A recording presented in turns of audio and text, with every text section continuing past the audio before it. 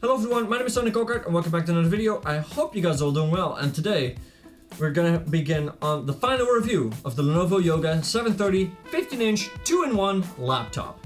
So to start off with the specs, inside we got an Intel Core i5 8250U quad-core processor. We got a GTX 1050 Max-Q design graphics card. We come with 8GB of RAM, DDR4, which is expandable up to 16GB of RAM. We also get a 256GB SSD, and finally Bluetooth 4.1. Oh yeah, and AC Wi-Fi. So in terms of I/O, you're actually pretty darn good. So on the right side, we get a USB 3.1 port that doubles as an insert point for your pen. There's another one on the opposite side.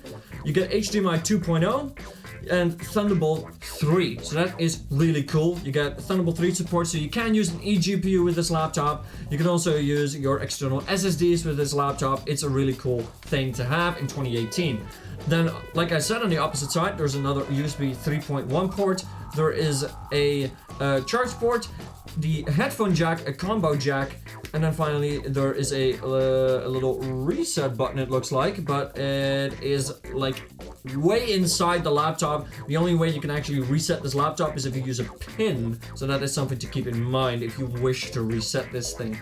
There's no actual reset button. Then you also get your JBL speakers on the bottom, and it is all in a very thin package. And I've been using it for the past almost 2 months, and it has held up very well. It is a solid laptop. Like, I've done all of these past videos conducting all the smart portions that have come up to me in the past few months. I changed from pen, did a few things to power management, and I'm gonna recap them all in this video, basically. Those were all a little bit spread thin, so today's video, you're gonna get basically a recap of all it and some extra things that I think that should be mentioned. So, to start off with, to deal with power management. This laptop can easily last 8 hours. No question about it. This laptop lasts a very long time, but it can always be improved. And to do that, I used Throttle Stop.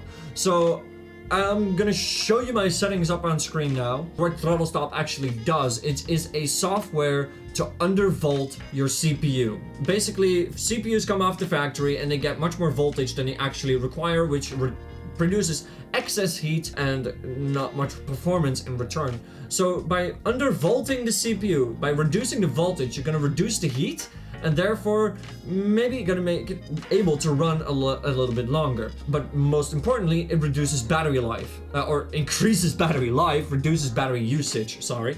And that is a major benefit. Now, you don't have to do this in order to hit the 8 hours that is advertised on the laptop, but it definitely helps out a little bit. And of course, that will actually allow you to get in the neighborhood of 9 hours if you dim the screen all the way to 10%. Screen, really good. I have no complaints.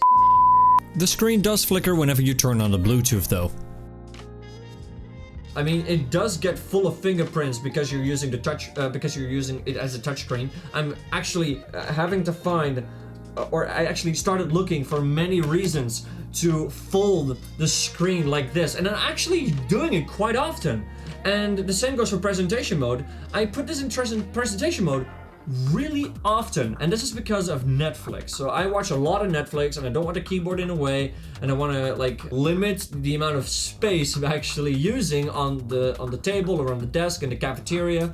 And putting it in tent mode is going to require the least amount of space. Or if you want to use it as a laptop but don't want the keyboard in your way, you can just put it in presentation mode.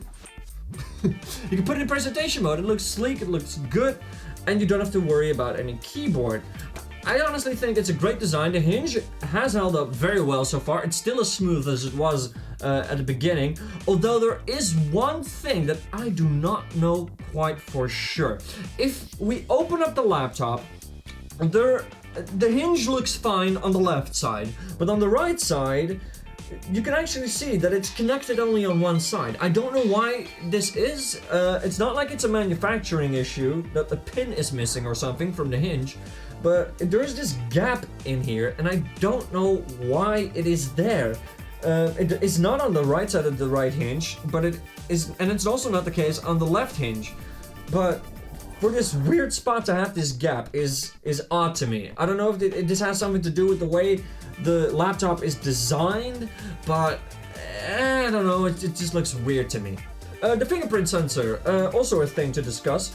The fingerprint sensor at first seemed to have some trouble recognizing my finger, but that is because I did it wrong. So when I'm used to configuring a fingerprint sensor on my phone, it's like tap, tap, tap really quickly. On this laptop, you need to be a little bit more careful. So what I'm used to from fingerprints on other devices is that they want the fingerprint sensor, like they want your finger on the middle, but they also want you to do the surrounding edges. And because I did the surrounding edges while I was doing the center, it specifically asks you, by the way, to first do the center of your finger and then to later do the edges. But I didn't know that at first, so that is why my fingerprint calibration went completely wrong. So first tap the first few times with the middle of your finger and nothing else, and then when it asks you to add the extra edges of your finger, then do it. And now it is registering much better, as well on the thumb, as well on the index finger.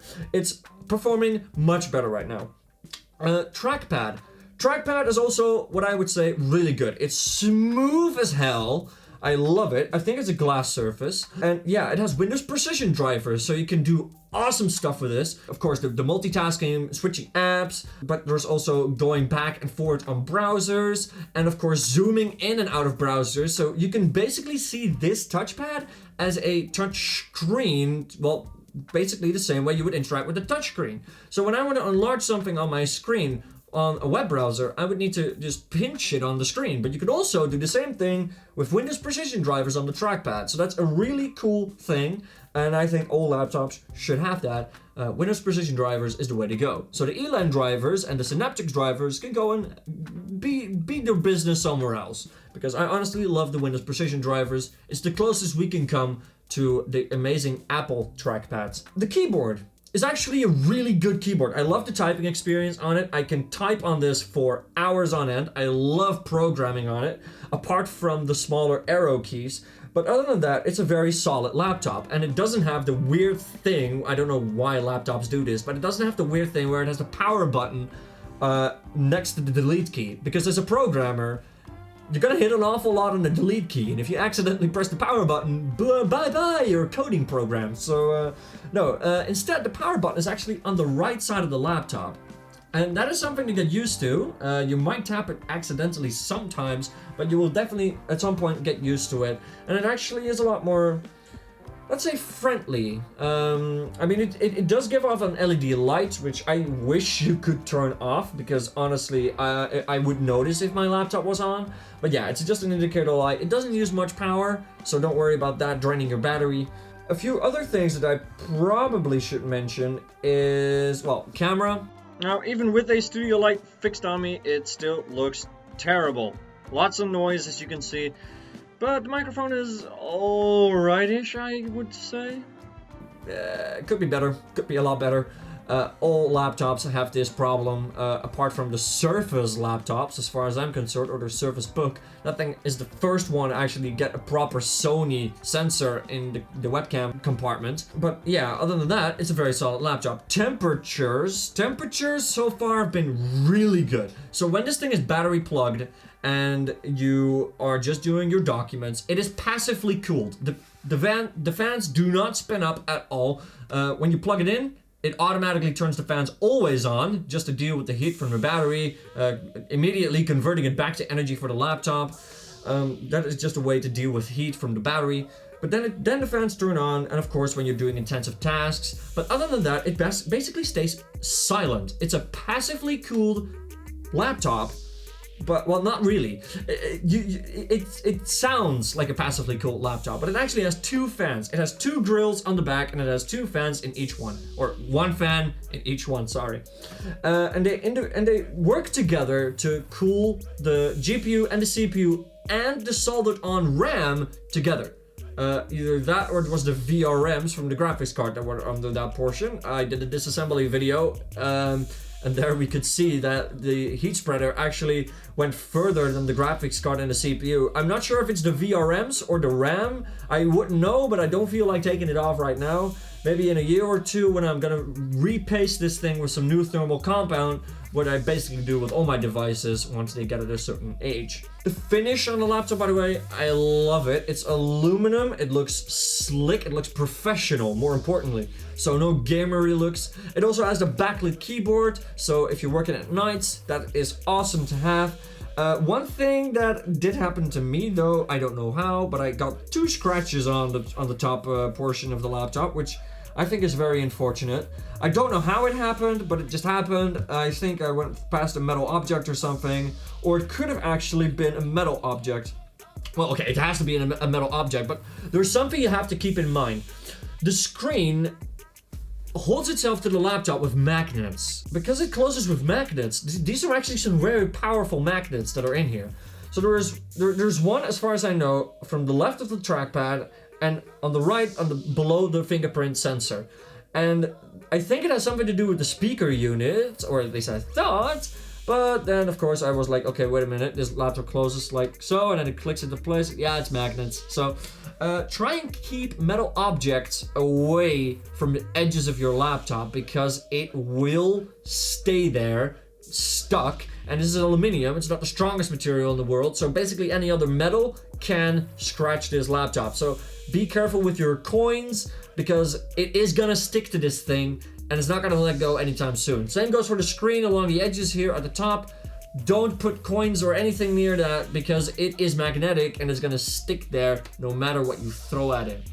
Performance over the time has been really, really good. I'm very happy with the performance. It is smooth, it is snappy, and even with the undervolting, it still performs very, very good. Oh yeah, there's one more thing, is the GPU throttling. If you want some more in-depth detail on that, there's a video I have right here that I already made considering this. I did a GTA 5 gaming test as well that you can check out here, and it will basically show you how I try to deal with the thermal throttling in games and like anything that has to do with performance in gaming. So what it basically comes down to is that this laptop comes out of the factory with optimal power program enabled for the GPU. So if you go and right click on your desktop and go to the NVIDIA control settings panel, or the control panel settings, then you can go to your 3D settings, program settings, or global settings, and in there you will find your power plan. And the power plan for the GPU is set to optimal power, which means better power consumption but way worse performance. And I mean like a very 60%-ish loss in performance. When you turn that to maximum performance or consistent performance or NVIDIA driver control performance, the frame rates are gonna rise up like a skyrocket. It's gonna go much smoother. It's gonna perform as optimally as it possibly can. It's gonna push out as many frames as it possibly can. And after that, the temperatures vary. The temperatures in a game like Fallout 4 would be, just like on my PC, somewhere around the 60-degree mark, 50-degree mark on the CPU and the GPU. But when it comes to games like GTA 5 that are very intensive on that hardware and are not as well optimized, will suffer and will run at 80 or 90 degrees Celsius. So it can get quite hot. But because the CPU and the GPU are all the way in the back of the laptop and not compromising the keyboard, it's not gonna get too hot. You're gonna feel it at the W key, but other than that, the keyboard stays relatively cool. So touching this thing is not a hassle. And where your palm sits doesn't get hot at all because there's no heat sinks or whatever to be found there. Everything gets immediately filtered through the back of the laptop, which I think is a really good design, because this way we can actually avoid a lot of dust. I mean, it still enters through the bottom, of course, but what I meant to say is that if you're in tent mode or tablet mode, you're not gonna get as much dust, which is great. So for people that like chilling in their bed with their laptop and they put it on the blankets and you're gonna fill it up with dust, no problem anymore. Just put it in tent mode or tablet mode, no more dust. Anyhow, I think that is pretty much it. So undervolt your CPU, deal with that graphics throttling problem by just putting it on maximum performance, and you should have a solid performing laptop. And I think that it's going to be much better.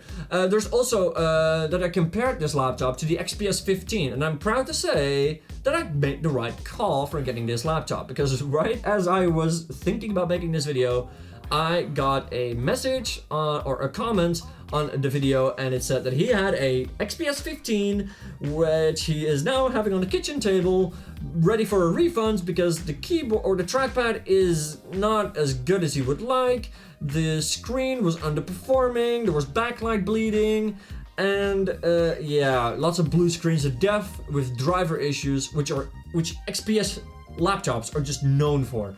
But yeah, that has been my review of the Lenovo Yoga 730. It is a solid laptop, and I would definitely recommend it. The perfect laptop doesn't exist, unfortunately. I hate it, it doesn't exist. It would have been the Surface laptop if it only were a tad cheaper and it didn't have that stupid display port that nobody uses. If it had HDMI 2.0, I would recommend it in a heartbeat. But students need HDMI, and this thing has HDMI, and the Surface laptop doesn't. It still has that crappy display port that nobody uses. So, that's been it. Hopefully you guys learned something. Hopefully you know now what laptop to get. And I want to thank you guys for watching, and hopefully I'll catch you soon in the next one. Peace.